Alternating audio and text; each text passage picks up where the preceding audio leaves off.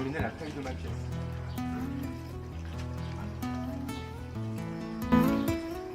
En face, il n'y a rien. D'accord. Là, on est en 2D. Donc, je ne suis pas fatigué. C'est assez pas très compliqué. On n'a pas pris longtemps.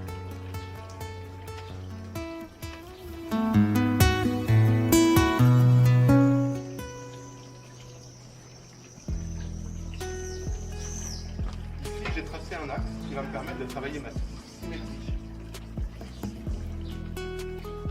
Ou ma dissymétrie, en fait. Et là, je vais travailler maintenant du centre vers l'extérieur. Alors, travailler du centre vers l'extérieur, c'est une méthode qui permet d'évacuer les erreurs à l'extérieur de la Terre.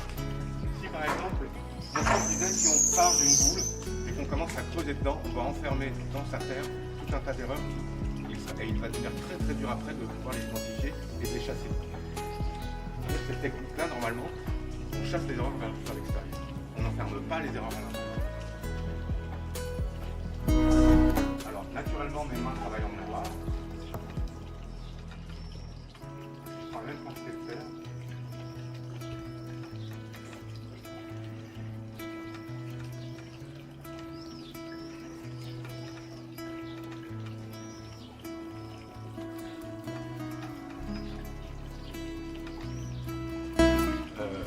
Moi, je passe par du moulage, c'est-à-dire que toutes mes pièces, je ne fais pas de terrafiant.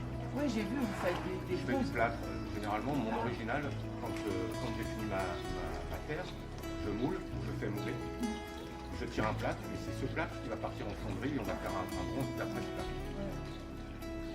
Mais je sais aussi, pour l'avoir fait, qu'une terre, même si elle est pas serrée, c'est-à-dire qu'elle est pleine de bulles d'air, comme c'est le cas ici, si la personne qui conduit le four conduit son four sur un cycle de 24 heures, on va droit dans le mur, c'est évident. Mais si le gars qui cuisait mes terres, il était jusqu'à 72 heures. Il montait à 600 degrés, tout doucement. Il vérifiait qu'il n'y avait pas d'eau à 600 degrés, qu'il n'y avait plus d'eau. La molécule d'eau, elle disparaît à 600 degrés. L'eau qui est dans la terre trouve toujours un chemin pour sortir si on monte tout doucement. Et lui, il vérifiait ça simplement en mettant dans son four un bout de verre. S'il y avait de la buée, il y avait de l'eau. Donc il a arrêté tout et il recommençait.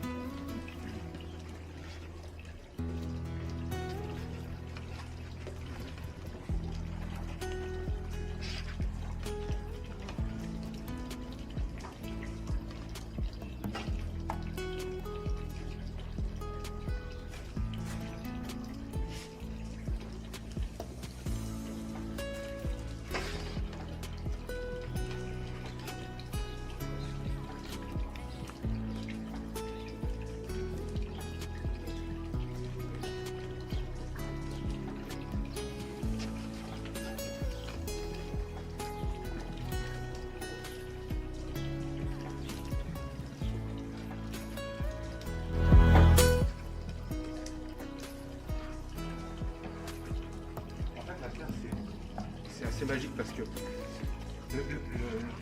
par rapport à la taille de pierre, imaginez bien la taille de pierre, une fois qu'on a enlevé, c'est fini. Alors que le modelage, on peut se tromper, on peut corriger, on peut refaire, défaire, sans fin en fait.